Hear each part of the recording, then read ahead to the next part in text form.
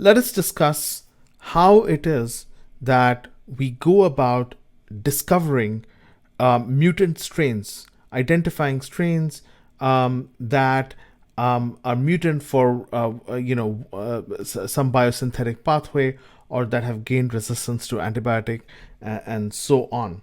And the procedure for creating such mutants is mutant strains is called mutant screens. And what you do in a mutant screen is that we will plate some strain of E. coli, as we discussed before, and we will have lots of bacteria. However, each bacterium is going to be isolated. So we're going to have many bacteria, but these bacteria are going to be isolated from each other, so that we can identify colonies as being distinct from each other. In the next step, we want to generate lots and lots of mutants, and it's possible to identify naturally occurring mutants, but that's a very slow process. So we can speed up this process of identification or creation of mutants by actually mutagenizing the E. coli. And this is usually done by exposing the plate to either ultraviolet light or X-rays. And what these the ultraviolet light or X-rays are going to do is, first of all, they're going to kill most of the bacteria. And usually you choose an intensity of light that will basically kill about 99% of the bacteria on the plate, leaving you with 1% of bacteria. However, many of these bacteria will have mutations, since ultraviolet light as well as X-rays are sort of very energetic photons, and they can cause our DNA or the bacteria's DNA to break, which then causes the bacteria to attempt to repair that break in the DNA, and thereby introducing some mutations in the DNA. So whereas we started with all bacteria having the same genetic makeup, once they have been exposed to a mutagen like ultraviolet light or X-rays, they will no longer be genetically identical, but will be different from each other. And I'm indicating that with different colors. And now we take this plate with the few surviving bacteria, out of which several could be mutant, and we let this plate grow in complete medium. Now, complete medium is sort of an opposite to minimal medium, so that complete medium has several different carbon sources. It does not have any antibiotics, of course, because the antibiotics would kill the bacteria. It contains amino acids, vitamins, minerals. Basically, it's a nutrient-rich medium that would support the growth even of mutant strains. And it's important to grow these bacteria in complete medium, because if you get an auxotrophic mutant, let's say one of these is biotin minus, and can't make biotin. If the medium does not contain biotin, this cell would basically die and would never form a colony. Therefore, it's essential that in this initial stage you grow these bacteria in complete medium, which has lots of nutrients, so that it can support the growth of as wide a variety of mutant strains as possible. So after a day, these individual cells are going to grow into colonies. And all the cells within a colony are genetically identical, whereas each colony is genetically distinct from the other colonies because they are potentially mutant, and it's very unlikely that the same cell will have exactly the same lesion or damage or change in the sequence of DNA as the other cells, and so most likely each colony is genetically distinct from each other colony. Next, this plate, the one with the complete medium, which is supporting the growth of in every colony, no matter what mutation it carries, is called the master. And then what you do is a process called replica plating.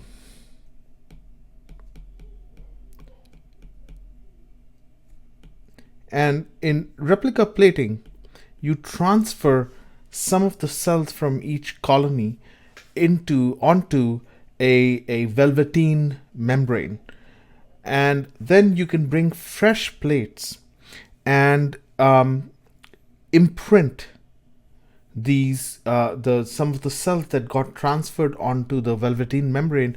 You can transfer them onto other fresh plates such that they have exactly the same spatial locations as the colonies on the master plate.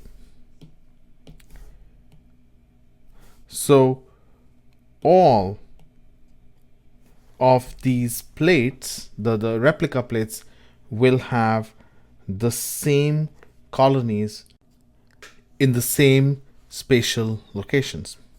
Now we can grow these colonies in different types of media to determine whether they are wild type, whether they're prototrophs, or if they're mutant, and what kind of mutant they are. For example, let's say we grow this plate in minimal medium and only the purple and the yellow colonies grow or survive. Then we know that these two are prototrophs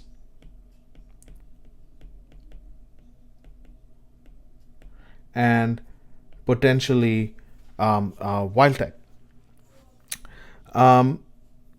Then we also know that the red, green, and white colonies are mutant for something, because they're not prototrophs, they're auxotrophs because they're missing some key nutrient that needs to be supplemented with. Then we can do a process of trial and error and add one compound to each plate in addition to the minimal medium to see what they would grow in, and thereby determine what each colony is mutant for. So, for example, if we grew this plate in minimal medium plus arginine, and we found that in addition to the purple and the yellow colonies, the red colony also grew. Then this colony is a mutant for arginine biosynthesis, and we can label this colony as ARG minus in the master plate. If we grow the third plate in a medium where we supplement minimal medium with let's say methionine,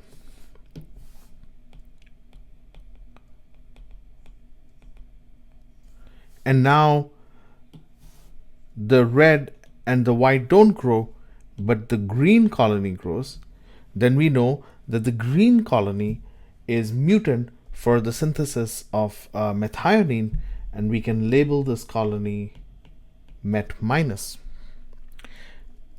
And in the last example, let's say we grew the last plate in minimal medium plus ampicillin, which is an antibiotic. And we found that all the colonies except the yellow one did not grow, and only the yellow grew in the presence of ampicillin. We can say the yellow colony is ampicillin resistant. And therefore, we can write the full genotypes of all of these strains. For example, the red one is arginine minus, but it's methionine plus, since it does not need methionine is not necessary for its growth, and it must also be ampicillin resistant. Ampicillin sensitive, since it dies when you have ampicillin antibiotic in the plate. The green one is going to be ARG plus, since it's not necessary to provide arginine for the growth of this strain, but it's met minus. And ampicillin sensitive, since the green one too dies when you treat the plate with ampicillin.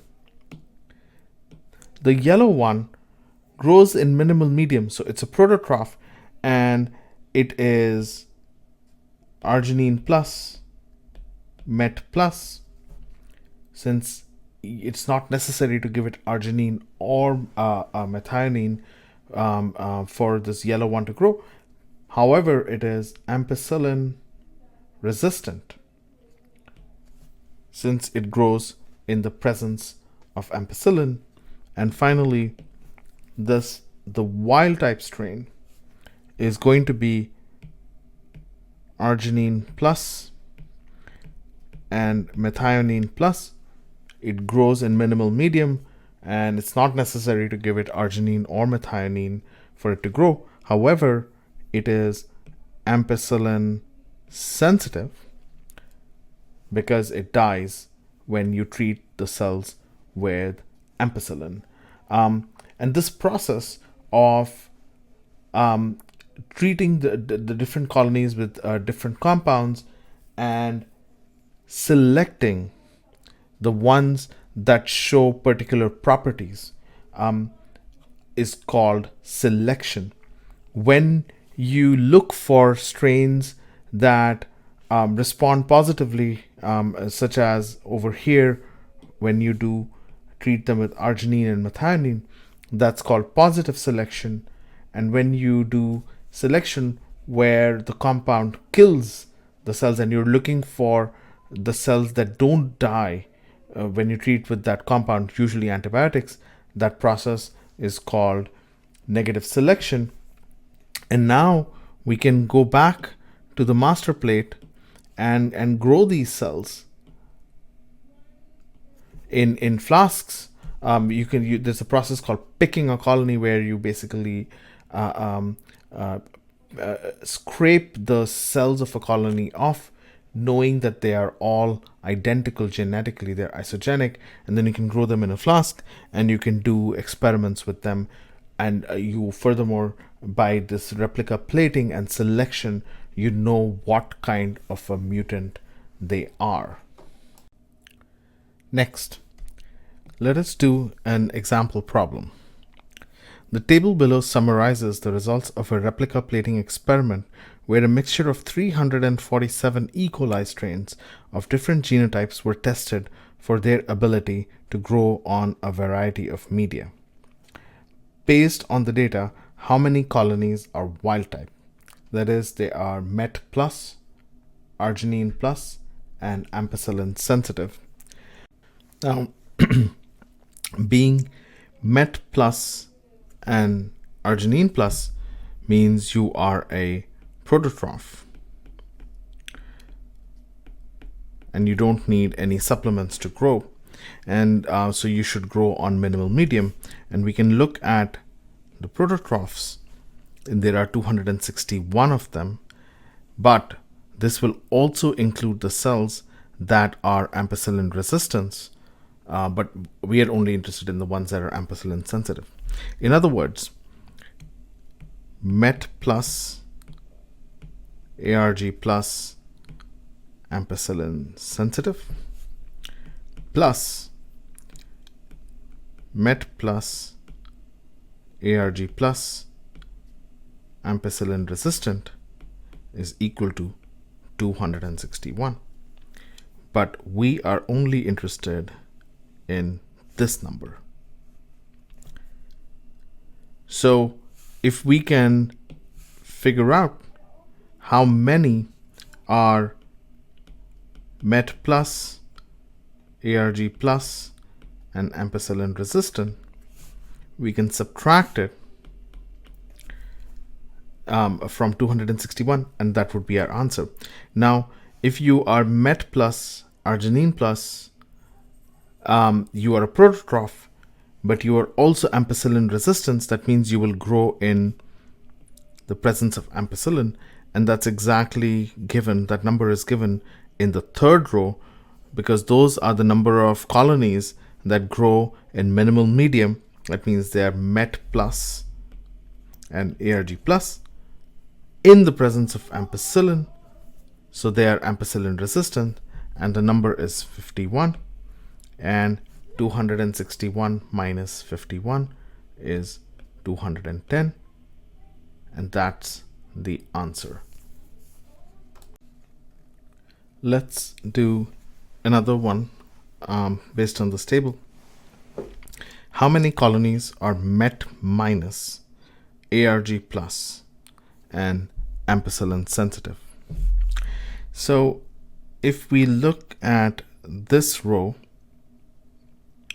where we are supplementing the minimal medium with methionine, and we compare it to the prototroph row, that would give us how many additional cells grew when the colonies, how many additional colonies grew when we supplemented with methionine. And the number of additional colonies that grew is 303 minus 261, and these guys are MET plus, ARG plus, because they grow on minimal medium, and these guys include the MET plus, ARG plus cells, but also they include some extra cells which are mutant for methionine synthesis that can now grow because we are supplementing with methionine. And that tells us that there are 42 colonies that are MET minus, ARG plus. Now, these colonies include both cells that are dependent on methionine but ampicillin sensitive, as well as those cells that are dependent on methionine but are ampicillin resistant. In other words, we have